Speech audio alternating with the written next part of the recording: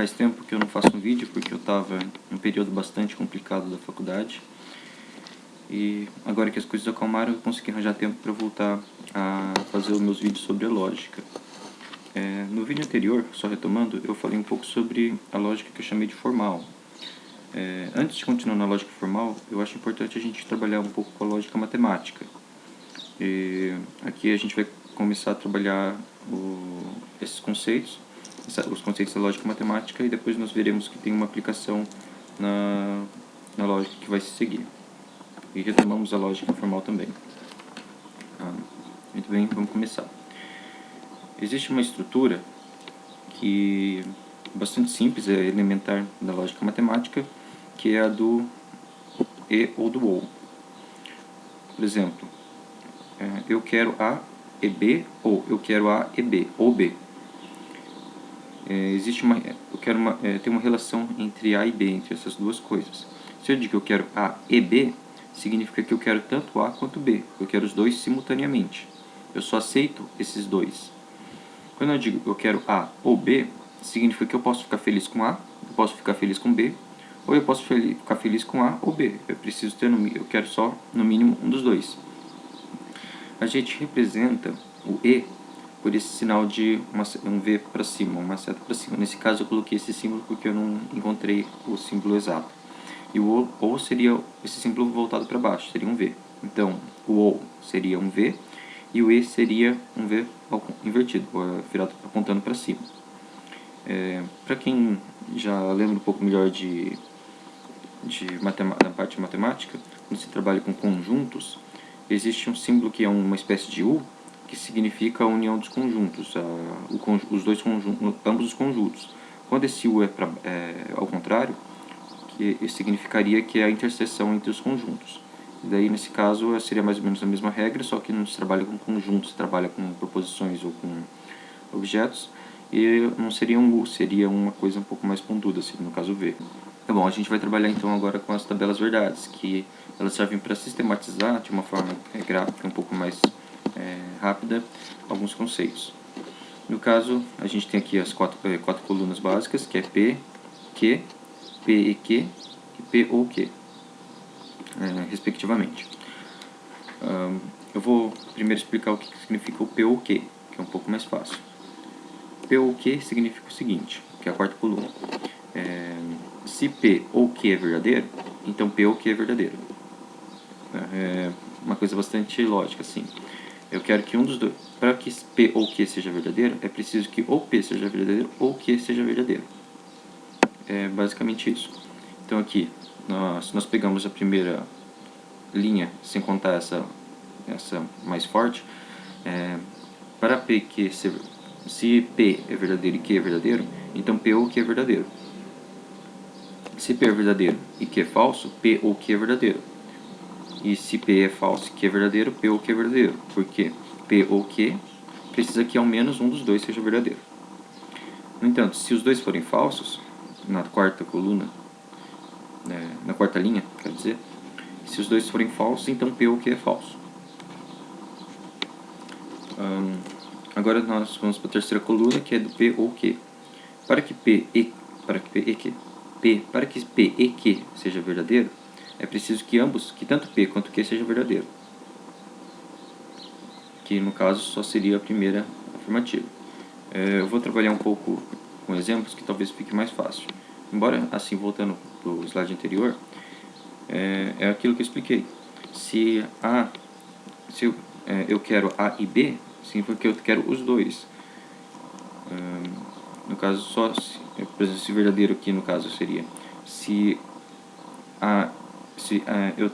eu ter A é verdadeiro, então não necessariamente eu quero A e B será satisfeito. Eu preciso que eu tenha tanto A quanto B. Enquanto se eu disser eu quero A ou B, tanto faz se eu ter qualquer um dos dois, desde que eu tenha ao menos um deles. Se não tiver nenhum, ainda não vou ser satisfeito. Esse meu desejo não será satisfeito. Nós vamos para uma aplicação prática. Se uma pessoa esquece um material e diz: alguém pode me emprestar uma caneta ou um lápis? Essa pessoa ficaria feliz com qualquer um dos materiais ou com ambos. Se contudo ela diz, alguém pode me prestar uma caneta e um lápis, ela só ficará satisfeita com ambos. Vamos ver aqui. Vamos supor que o P seja a caneta e Q seja o lápis. Se a pessoa diz, eu quero P e Q, eu quero a caneta e o lápis, ela só fica, esse desejo dela de ter caneta e lápis será apenas satisfeito se ela tiver tanto P quanto Q. Nesse caso, só no caso da primeira coluna. Enquanto se ela disser, eu quero a caneta ou o lápis, a quarta coluna, ela ficará satisfeita se ela tiver só a caneta, só o lápis ou os dois. E não ficará satisfeita caso não tenha nenhum deles. E essa tabela simplesmente sistematiza isso. Agora a gente vai para uma outra, aprofundar um pouquinho, que é a negação de proposição. Existem diversas formas de se representar a negação de uma proposição. Quando eu digo, basicamente se você fala N, é uma proposição, pode ser P ou uma proposição N, eu posso representar por esse tio em cima, por esse tio antes do número, eu posso representar por um tracinho em cima do número. Existem diversas formas de se representar. Eu vou utilizar essa forma, o tio antes do número, da proposição, porque é um pouco mais fácil. Quando eu estou falando proposição, estou representando a proposição por uma letra, nesse caso é N. No caso da tabela verdade era P e Q. Eles estão representando a proposição e esse tio representa a negação da proposição. Por exemplo, uma proposição, eu quero X, eu quero um lápis, a negativa disso é eu não quero lápis, ou eu quero não lápis, dependendo. Tudo bem. Agora vamos para uma outra etapa, que é essa flechinha. O que significa o P, flechinha, Q? Lembrando que P e Q são proposições. Isso lê-se se P, então Q. Ou seja, de uma forma um pouco mais clara essa leitura, poderia se dizer, a partir de um P falso, você não consegue falar nada sobre Q. Eu vou explicar um pouco isso melhor nos exemplos. Mas depois talvez eu volte aqui um pouco para retomar isso, mas assim. No entanto, se Q é falso, é impossível que P seja verdadeiro. Por quê? Se P é verdadeiro, obrigatoriamente Q é verdadeiro. Então, se Q é falso, P é falso. E se Q é verdadeiro, você não tem certeza se P é verdadeiro também. Porque Q pode ser verdadeiro sem que P seja verdadeiro. É mais ou menos isso. Mas se P for verdadeiro, Q obrigatoriamente é verdadeiro. Eu vou explicar melhor nos exemplos. Mas é basicamente isso. A única afirmação que eu posso extrair daí é que se Q não é verdadeiro, ou se Q é falso, então P é falso também. Isso é a única afirmação verdadeira que eu posso tirar. A gente tem a tabela verdade, mas eu vou passar para os exemplos primeiro, para ficar mais didático. Se alguém diz, se você apertar o botão, então o míssil será lançado, ou seja, o P, nesse caso, seria você apertar o botão. E o Q seria um míssil será lançado. CP, então Q, se você apertar o botão, então o míssil será lançado. A partir dessa informação, você não pode saber se o botão foi apertado a partir de uma informação de que o míssil foi lançado. Porque o míssil pode ser lançado sem que você aperte o botão. Tudo que a frase está dizendo é que se você apertar o botão, o míssil será lançado. Mas pode ser que uma outra pessoa tenha, por exemplo, outro botão que lance o míssil também. Então, se o míssil foi lançado, eles não podem saber se você apertou o botão. Ou, por exemplo, outra pessoa pode apertar o botão também. Existem diversas causas para o míssil ser lançado. Isso. Mas, se o míssil não for lançado, então você pode certamente dizer que você não apertou o botão. Porque se você apertar o botão, obrigatoriamente o míssil será lançado. Iria contra essa premissa você apertar o botão e o míssil não ser lançado, ou o míssil não ser lançado sem que você apertar o botão. São situações impossíveis de verdadeiro ou falso. Eu volto depois pro exemplo. Então, agora vamos para a tabela verdade. Aqui nós temos então a primeira coluna, que é da primeira proposição, P, a segunda proposição, Q, e nós temos depois se a relação é verdadeira ou não. se P, então Q. Essa tabela verdade serve para ilustrar o seguinte. Quais que são as situações em que é possível ou não é possível existir essa relação de P, então Q. Que é assim, em qual situação que essa proposição ela está sendo violada, ou seja, ela é falsa, ou em qual situação ela pode existir. Não necessariamente essa proposição será verdadeira nesses casos, mas qual situação ela pode ser verdadeira. Então, assim, vamos pegar a primeira linha de verdadeiro. Se P é verdadeiro e Q é verdadeiro, se ambos aconteceram, ou no caso, pegando o caso do exemplo, se tanto você apertar o botão quanto o míssil for lançado, então é possível ter essa relação de que se você apertar o botão, o míssil será lançado. Se você tiver a situação em que você apertou o botão, P é verdadeiro, e o míssil não foi lançado, que é falso, então a proposição, se você lançar o míssil e se você apertar o botão e o míssil será lançado, então essa relação será falsa, porque se P é verdadeiro, obrigatoriamente Q é verdadeiro. Agora vamos para a terceira linha. Se você não apertar o botão, se P for falso, você não pode falar nada, você não sabe sobre o míssil, sobre o Q, se o míssil for lançado ou não. Se você não apertar o botão, pode ser que outra pessoa aperte, por exemplo. Então, tanto na terceira quanto na quarta linha, você não pode concluir se essa frase é verdadeira ou não, porque a frase só diz respeito a você apertar o botão. É basicamente isso. Espero que eu tenha conseguido ensinar, passar a ideia. Deixa eu ver se preciso retomar alguma coisa antes. Acho que é basicamente isso, para pegar uma ideia. A partir da situação, decorrem duas falácias. A primeira é a negação do antecedente. O botão não foi apertado, logo o míssil foi disparado. Só que se a pessoa diz que o botão não foi apertado, você não sabe se o míssil foi disparado. Pois o míssil pode ser disparado se, por exemplo, outra pessoa apertar o botão, ou se tiver um outro meio de se disparar o míssil. A proposição que diz se você apertar o botão, então o míssil será lançado, não diz respeito se há outras possibilidades do míssil ser lançado. Só diz respeito que existe a possibilidade do míssil ser lançado através de você apertar o botão. Então, se você negar o antecedente, ou apertar o botão, você não pode falar nada sobre o consequente. E uma outra falácia é a afirmação do consequente. Se você fala que o míssil foi lançado, você não pode... o exemplo da afirmação do consequente é o míssil foi disparado, logo o botão foi apertado, o que não é necessariamente verdade. O míssil pode ser disparado, como eu já falei, sem que o botão tenha sido apertado. Pode haver outros meios. Talvez para ilustrar seja mais ou menos o seguinte. A proposição inicial é se uma mãe ela está contando uma história para um dos filhos e ela diz para o filho: se você apertar o interruptor que está ao lado da sua cama, então a luz se apagará. A luz se apaga, ou seja, o consequente ocorreu. No entanto, a mãe não pode ter certeza que foi o filho realmente que apagou a luz, que apertou o botão. Pode ter sido, por exemplo, o pai que está brincando e que entra e aperta um outro interruptor. Da mesma forma, nesse meu exemplo da mãe e do pai, se você sabe que o filho não apertou o interruptor, você não pode falar sobre se a luz continua acesa ou não. Pode ser que o pai tenha ido lá e apagado a luz.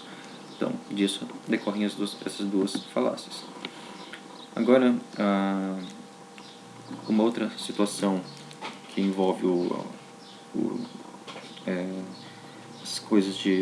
essa situação de proposições que estão relacionadas em causa e efeito, seria a proposição P, essa proposição de P com essa flecha para os dois lados, que se lê P é verdadeiro se e somente se Q for verdadeiro, ou P, se e somente se Q. mas eu prefiro colocar o verdadeiro porque é um pouco mais didático. É a mesma coisa que dizer, tanto faz nesse caso, inverter os termos. Colocar Q é verdadeiro se somente se P for verdadeiro. Ou seja, ela é uma frase, uma expressão que pode ser convertida. Isso já entrando um pouco na outra lógica. E ela é a mesma coisa que dizer que CP então Q e CQ então P. Ou seja, que tanto se satisfaz o CP então Q, quanto se satisfaz o CQ então P. Basicamente, ela quer dizer que se uma das proposições for verdadeira, a outra obrigatoriamente será. Da mesma forma, se uma delas for falsa, a outra obrigatoriamente também será falsa. Uma situação impossível é aquela em que uma delas é verdadeira e a outra seja falsa, conforme se mostra nessa tabela verdade. Existe a possibilidade nessa expressão de P ser verdadeiro ou falso ou Q ser verdadeiro ou falso. No caso, se P for verdadeiro e Q for verdadeiro, a expressão é possível. Se P for falso e Q for falso, a expressão é possível. Se P for verdadeiro e Q for falso, então a expressão é falsa, ela não é possível. Se P for falso e Q for verdadeiro, então a relação é falsa, porque ambas precisam ser ou verdadeiras ou falsas.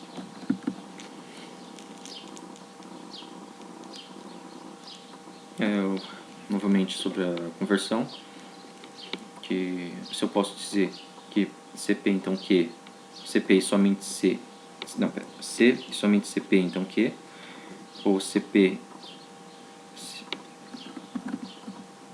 é verdadeiro e C e somente CQ for falso, eu posso inverter a ordem dos termos.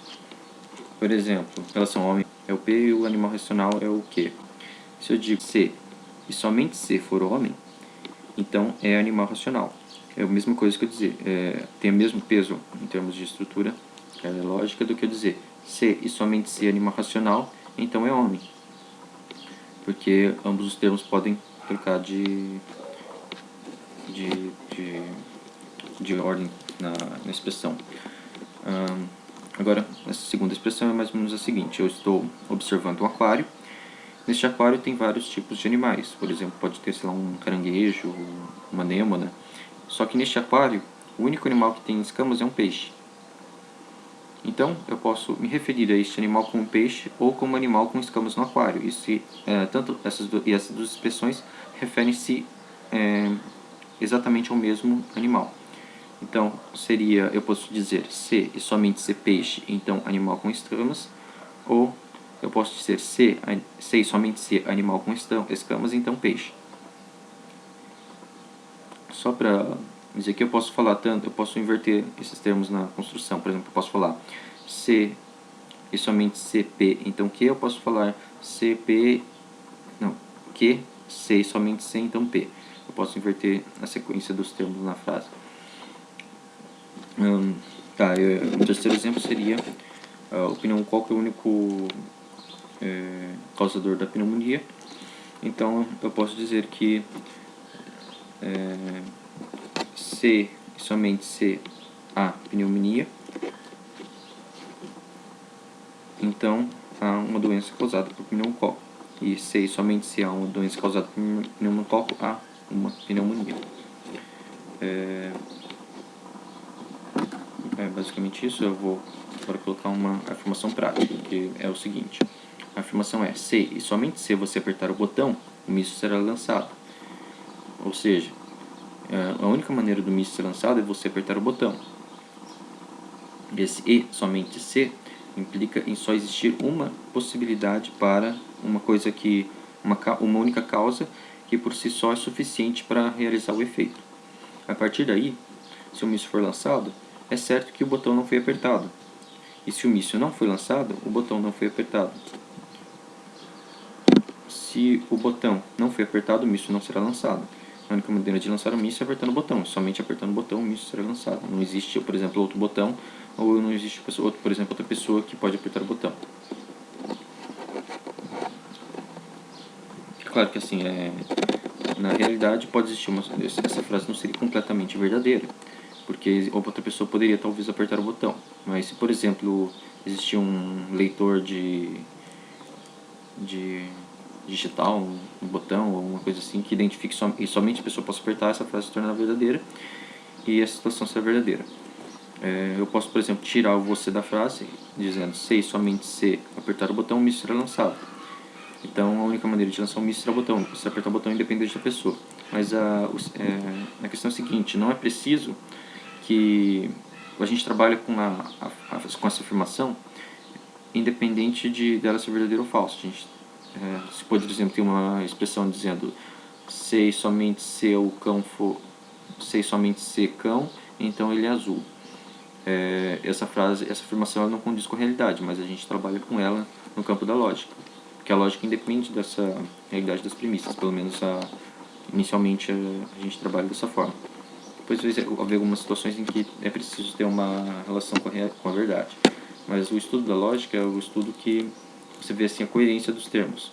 Se essa primeira afirmação for coerente com as outras consequências que derivam dela, então é possível dizer que ela é lógica.